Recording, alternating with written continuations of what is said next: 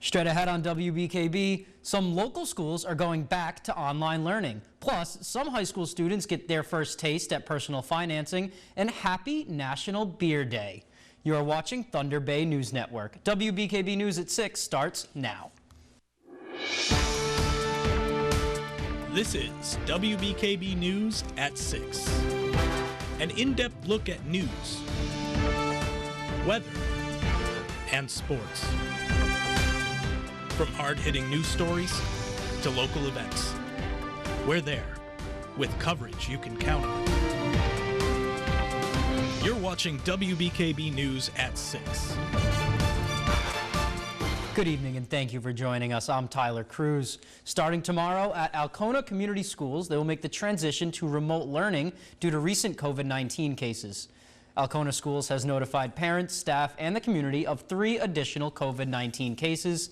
This time, Superintendent Dan O'Connor says 1 case was confirmed at Alpena Elementary and the 2nd and 3rd at Alpena Middle and High School.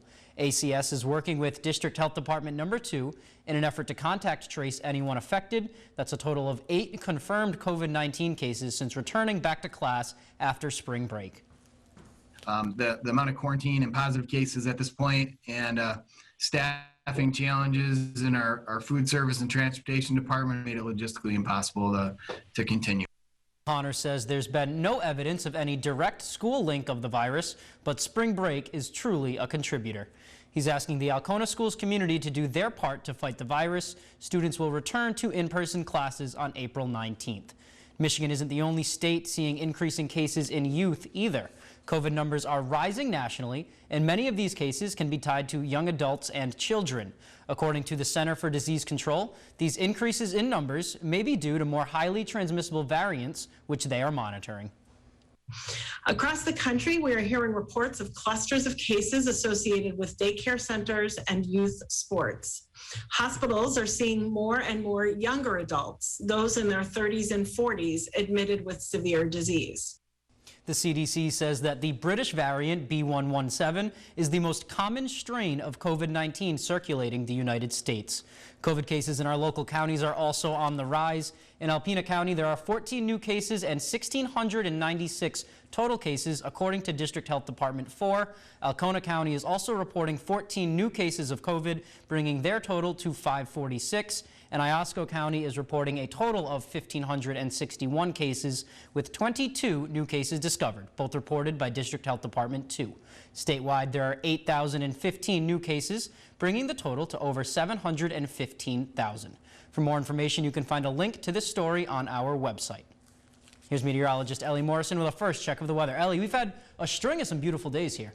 That's right, Tyler. String of some beautiful days with intermittent brief periods of showers. There were a couple showers that passed by parts of the area early this morning. There's a shower moving into the Houghton Lake area, but that's pretty far from the Alpena area, where we're seeing mostly sunny skies, 55 degrees. In Oscoda, it's 52. It is substantially warmer farther away from the lakeshore, 79 degrees in Gaylord, and in Houghton Lake, it's 76 degrees with mostly cloudy skies. Most of this evening is looking dry, but as we go after midnight, there will be a chance that a couple of these showers move from the southwest and get close to our area, so it's possible we might see an isolated shower as we go into the first half of the day tomorrow. The better chance of showers will be moving in during the second half of the day. More on those incoming rounds of wet weather coming up later in the newscast. Thanks for that, Ellie. We'll check back in with you in a bit. Some students at Alpena High School have an opportunity to learn more about their finances. The school, which is home to an Alpena-Alcona area credit union called the Tiger Branch, is hiring incoming 11th and 12th grade students. Students will have the opportunity to help run the credit union and service student and community customers. Organizers say participation has several benefits to helping students grow. Basically, we think it looks good on their resumes when they go and apply for jobs or colleges that, yes, they went out, they got a job, that they were responsible enough to work at a credit union. That, you know, they're teaching them about confidentiality, professionalism, and what the workforce is really like. Students will help customers open up accounts, learn about debit and credit cards, and the importance of credit. It just checks so many boxes to help prepare students for, life, whatever path they may choose, whether it be college or straight into the workforce. and just the experiences that it provides for them are just tremendous. Eligible students can apply for their spot with the Tiger Branch until April 30th. We'll have a link to the application posted on our website. Demolition has begun and is almost complete on a structure fire that happened back in May of 2020. The fire broke out at a home on Washington and Lewis Street. Because of a working smoke alarm, the 4 people inside made it out safely. Damage to the home was so severe that city officials deemed it unsalvageable. City engineer Rich Sullinger says demolition began on Monday and should be completed by the end of the week. At this time, it is not known if a new home will replace the old one. Well, today is National Beer Day. To celebrate the world's most widely consumed alcoholic drink, WBKB went down to one local brewery to see how they turn hops and barley into pale ales. So you started out with grain, just malted barley. It gets crushed up. Austin Brothers Beer Company is in their 6th year of brewing in Alpena. While they have over 20 beers on tap right now, this is how each one of them starts out. You boil it and it releases like the enzymes in the grain there. You boil it, you add some hops, you transfer it over to a fermentation vessel, you add yeast. The key is the yeast. It eats the sugars out of the mixture and converts it to alcohol because no good story started with a glass of milk. After this, they can flavor the beer, make certain beers stronger, and anything in between. And then from there, you either add some more hops or some fruit if you're doing that kind of beer, and then you filter it over into your tank and package it. This is how Austin Brothers brewed about 40,000 cases of beer last year, ranging from hoppy to fruity and even spicy. Different beers pair better with different situations. That's why Austin Brothers tries to have over 20 selections on tap. We always try to have 24 beers on tap in a variety of styles, so depending on the weather, depending on your mood, depending on if you're eating, depending on if you're driving, we try to have a beer for every situation. While there is no perfect time for a beer, Chris prefers to enjoy his in the great outdoors. I think especially up here, it's around a campfire. It's a northern Michigan sky, nice campfire, summer night. As for me, I don't think you need a perfect occasion to crack open a cold one. As always, WBKB wants to remind those who are celebrating National Beer Day to please enjoy responsibly. There's more news ahead for you here on WBKB. It's Next Level Wednesday, and if you love pets, you might want to stay tuned. And meteorologist Ellie Morrison will have your 7-day forecast next. He thought that the Reds were especially brilliant in the evening. This photo was taken, especially with the reflections off of the ice. Thank you, Stan, for sending us this photo. If you have a photo such as nature shots, pics with friends, or interesting sights you see that you would like to send us, email it along with a short description to news@WBKB11.com. I love how the only time we're seeing snow now is in the photo of the day. Coming up on WBKB News, catch this week's Next Level Wednesday next, and Jake Vanderbrook will have the latest in sports. Stay tuned. Welcome back. If you love animals, then today's Next Level Wednesday is for you. WBKB's Stephanie Minichi headed over to Schweitzer Veterinary Clinic to talk about caring for the fur babies. Check it out.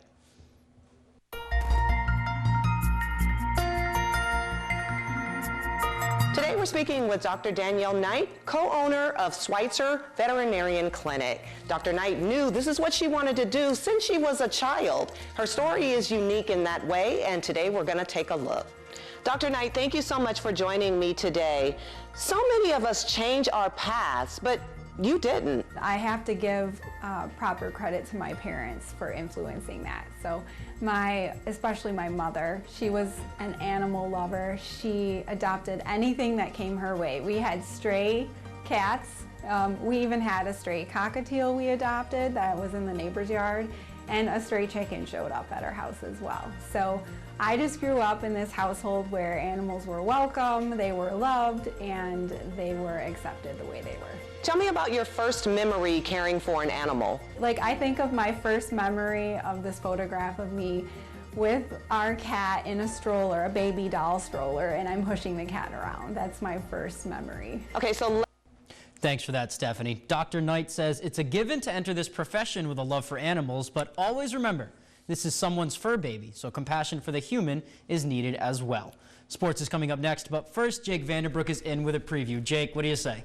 What do you hear? What do you say? Coming up next in sports, one area golfer shares her recent experience at Augusta. More on that. Plus, the Tigers return to Comerica Park against the Minnesota Twins with a series on the line. Keep it here, ladies and gentlemen, because sports is coming up next. Welcome back. Before we go, I wanted to show you one of the craziest things I saw today. And here comes my best Jake Vanderbrook impression. All right, top of the second, Marlins hosting the Cardinals. Tyler O'Neill digs in against Sandy Alcantara for the 0-1 pitch and fouls it off the backstop. Seems completely normal, right? But what are the odds of this happening? Here it comes from the home plate camera coming right into your living room. Watch this. O'Neill's foul ball goes right off the camera lens and shatters it. I've been a baseball fan since I could walk, and I have never seen that happen. I wonder if he has to pay for it. That's a big price tag if he does. That's all we have for you this evening. You can read more about our news stories and get the other scoop on other items online. Just visit WBKB11.com for sports, weather, and news updates anytime, day and night. And check us out on our Facebook page and Twitter handle at WBKB11. Be sure to catch us back here tonight at 11 with Stephanie Minichi. Have a good evening.